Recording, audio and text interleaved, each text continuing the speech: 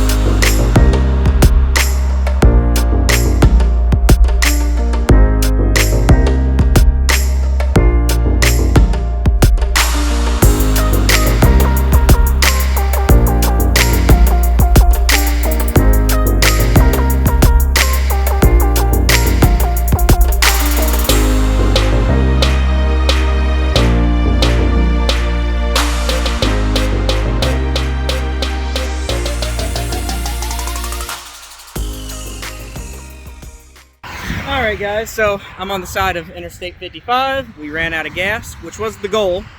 We made it 86 miles before we ran out of gas. And I'm not even sure we're totally out of gas. We were coming down that hill there and the bike stalled. So I think it's just low enough that it ran forward and the bike died. So there's an exit about 2 miles up here. I'm gonna go ahead, pour this gas that I brought with me in here and get the bike to that exit and top it back off. So I will catch up with you guys at the gas station.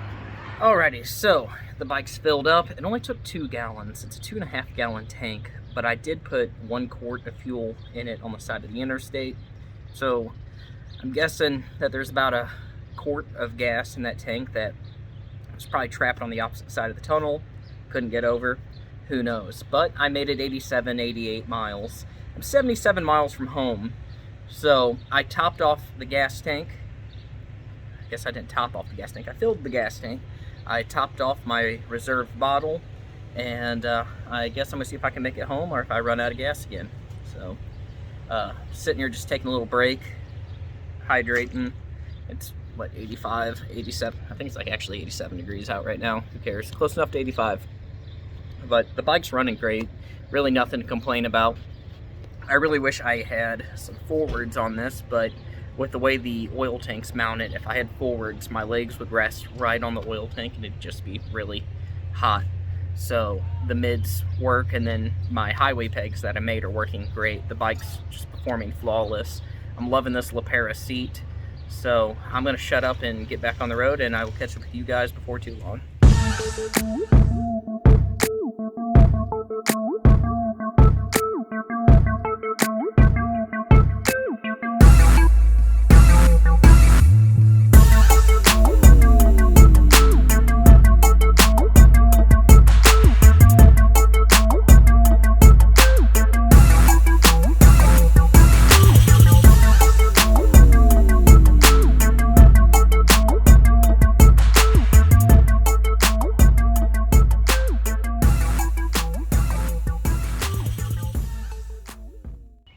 So, made it back to the house fine, pretty much rolled up on fumes, but if we would have ran out of gas, I did refill the reserve bottle while at the last fuel stop.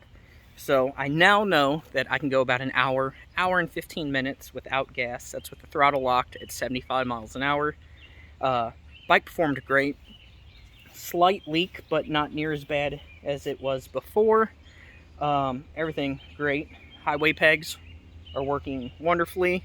I do have one little, I guess, I don't know if it's a problem, but I love the mids on here. I love them. They're great, like when you see potholes and stuff, you can stand up on them, and it makes gliding over the bumps so much easier. But for extended periods on the highway, my hips bind up, and even with the highway pegs, it's just not enough to overcome my hips being bound up. So I may need to put my forwards back on. The issue with doing that is my leg sits basically right on top of the oil tank then. The oil tank throws a lot of heat, but I guess I would rather have a hot leg than a bound up hip. So that is what it is. Throttle lock performed wonderful. The mirror that I put on the driver's side, I don't know why I said driver's side.